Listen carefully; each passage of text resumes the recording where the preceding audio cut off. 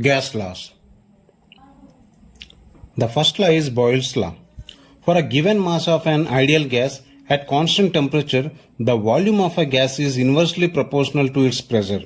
That means, as the pressure increases, the volume decreases. As the pressure decreases, volume increases. That means they are inversely proportional to each other. That is, we can say that V is inversely proportional to pressure at constant temperature. So from this we can say, if you remove this proportionality, we can equate some with some constant by P we can write. This implies that Vp is equal to constant. The product of volume into pressure is said to be constant. If you take two gases such that, as shown here the volume is greater, that means the pressure should be definitely less, and here volume is less, that means here pressure should be greater from this relation. So from this we can write, for this is P1 V1. For this we can write P2 V2. Both are constant according to this relation. So from this we can say that P1 is equal, from this we can say P1 V1 is equal to P2 V2.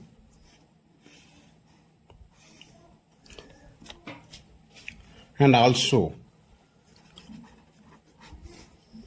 since we have that PV is equal to constant, since we know that volume is equal to mass by density, from this we can write that P into volume means mass by density is equal to constant. So here, for a given amount of gas, the mass will be remain constant. So from this here, since we can say that mass is constant, therefore we can say from this P by rho also constant. So from this again we are having one more relation here. This formula can be applied for these two gases again separately. So if we write P1 by rho 1 is equal to P2 by rho 2 is equal to again constant. So this is also one more formula we can say. And also we can say one more form. Suppose say if capital N is the total number of molecules of a gas, and if N is the number of molecules per unit volume and V is the total volume, then the relation between these three is given by total number N is equals to small n into V. That means this implies that V is equals to, we can write what, capital N by small n. So this what we are having volume formula. So again from this equation, from this or this we can write that, also we can say that PV is equal to constant. P into V means what, we can write N by small n is equal to constant. As we know that this is the total number of molecule, so this will be constant only. So therefore if this is constant means this constant will come this side, therefore this will become V by N is equal to constant.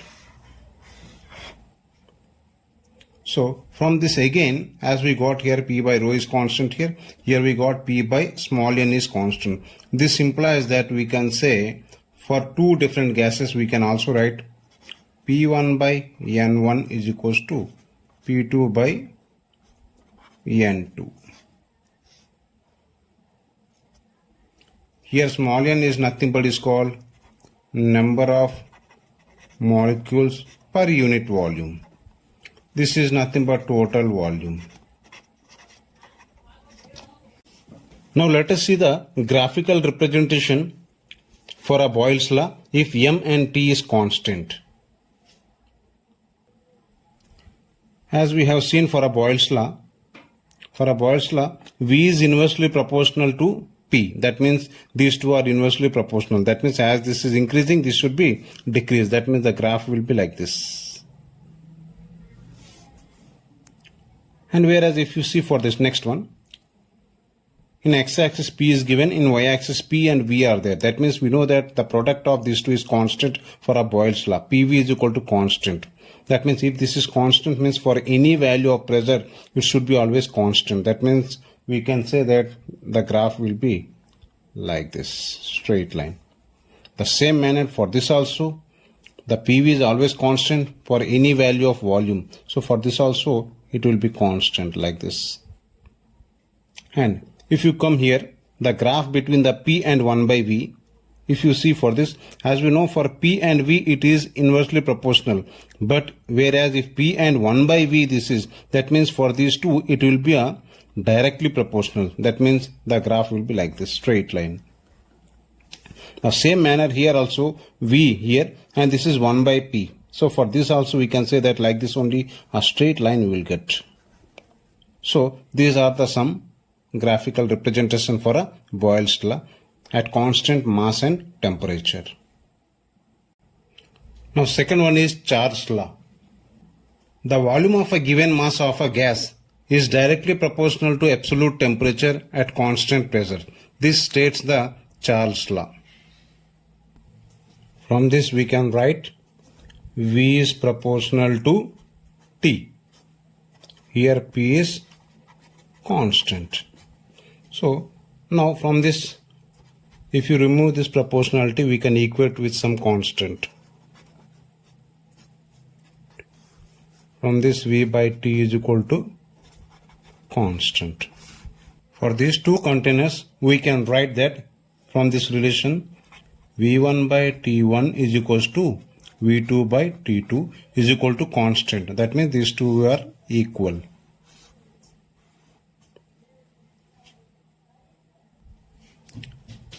Also, in terms of mass and density, we can also write, as we know that volume V is equal to mass by density. Therefore, from this equation we can write also V by T is constant. We know this very well. So instead of V, mass by density. Mass by density into T is equal to constant. So this implies that as the mass is nothing but it is a given mass, which is already this is constant. Therefore from this we can say that this implies rho T is equal to constant.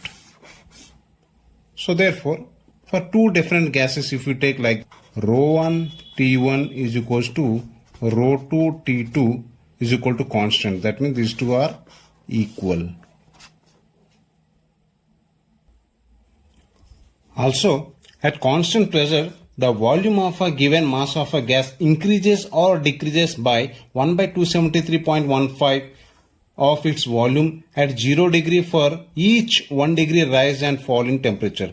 So here he says that at constant pressure, the volume of a mass of a gas increases or decreases by this much amount per 1 degree rise in temperature.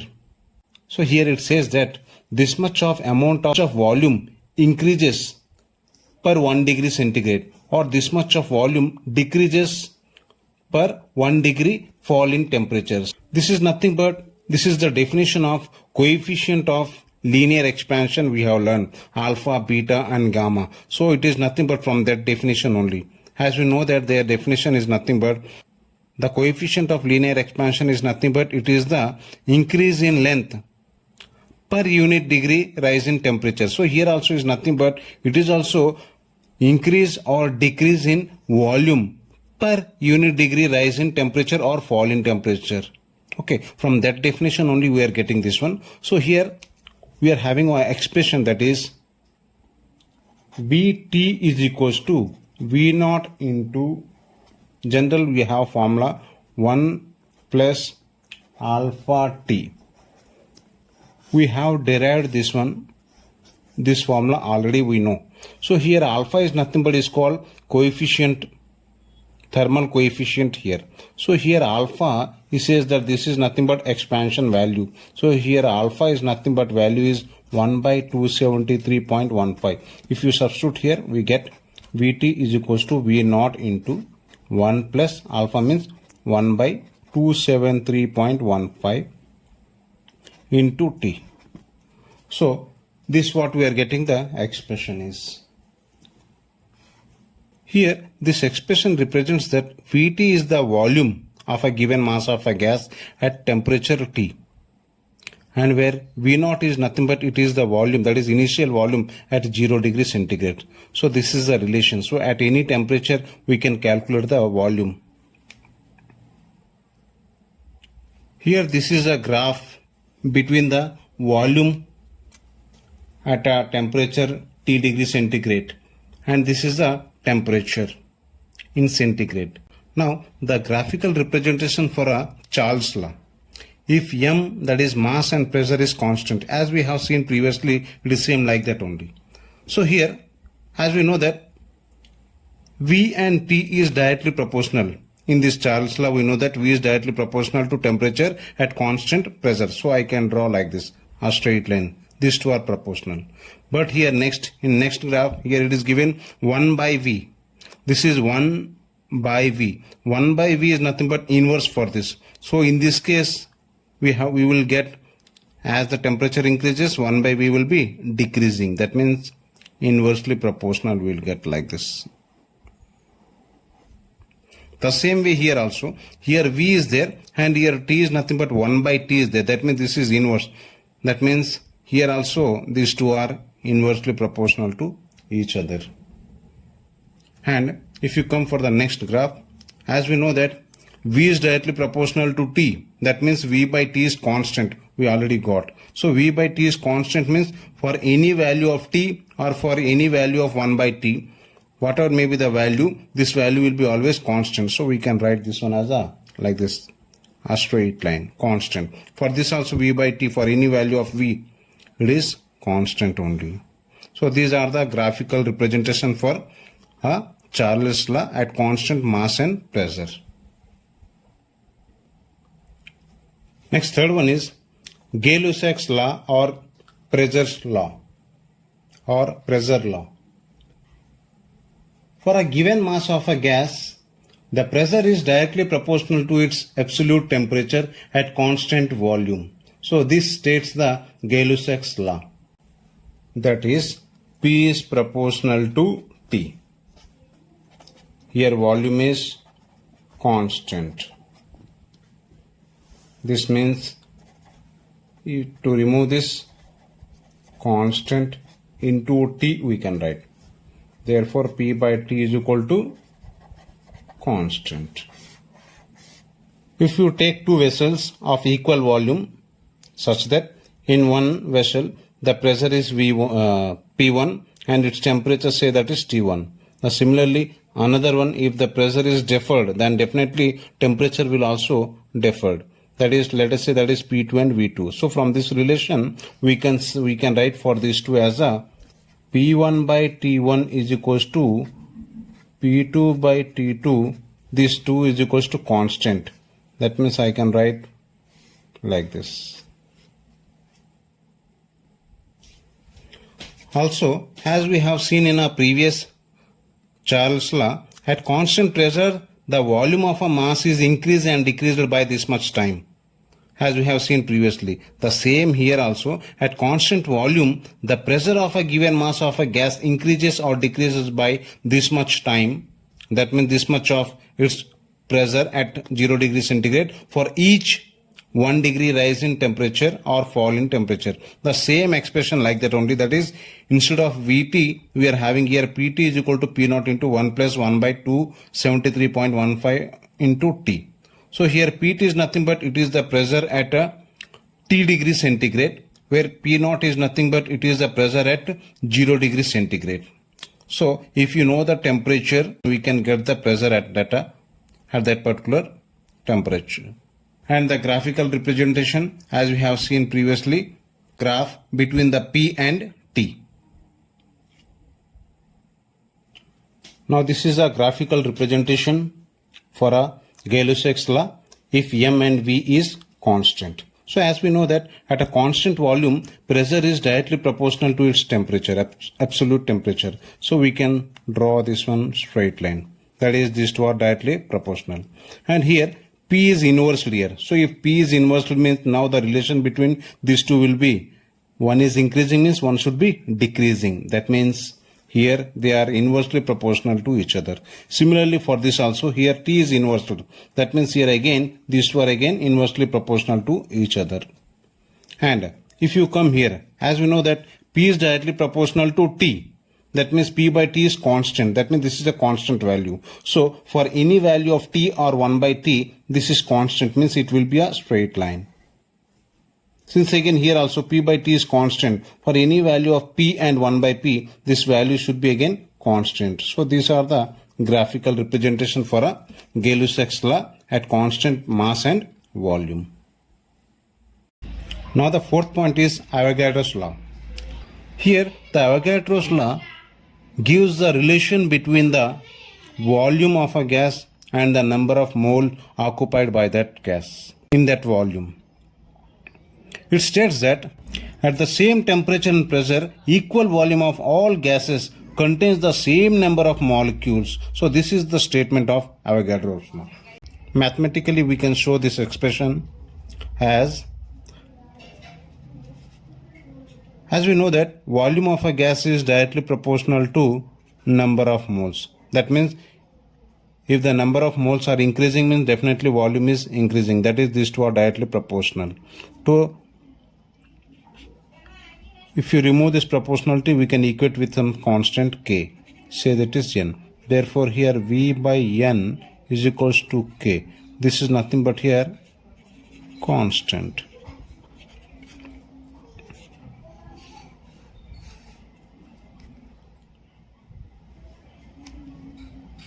For two gases, if you consider for two different gases, then the relation from this we can write that V1 by N1 is equals to V2 by N2. Now the fifth point is Dalton's law of partial pressure. It states that the total pressure exerted by the mixture of non-reacting gases occupying in a given volume is equal to the sum of partial pressure exerted by each individual gas in the mixture. So this is the statement of Dalton's law of partial pressure. Let us see what is that. By taking the example, we will explain. So here we have taken two different gases. Let us say this is a gas in which suppose say 5 number of molecules are there. And here one more gas I have taken in which a 9 number of molecules are there. Let us say its pressure is P1 and its pressure is P2 such that the volume is same. For the same volume, these number of molecules are occupied with the pressure P1 and P2.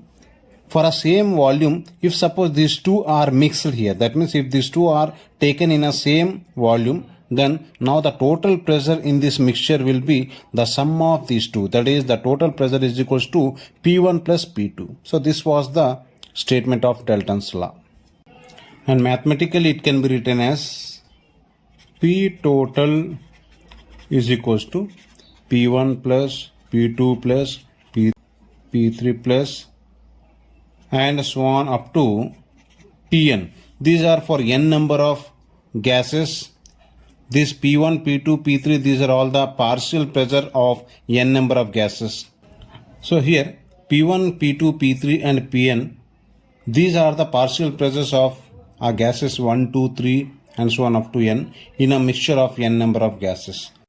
Also we can express the partial pressure in terms of mole fraction. If Xi, here Xi is called as a mole fraction of an individual gas. This is equals to partial pressure of that individual gas divided by, we can say, total pressure. And also this is equals to, we can write volume of the individual gas divided by the volume of total mixture. And also this is equals to number of moles of an individual gas divided by total number of moles. So the ratio of these partial values to that of the total value will give the mole fraction of a given individual gas. Now the sixth one is Graham's law of diffusion.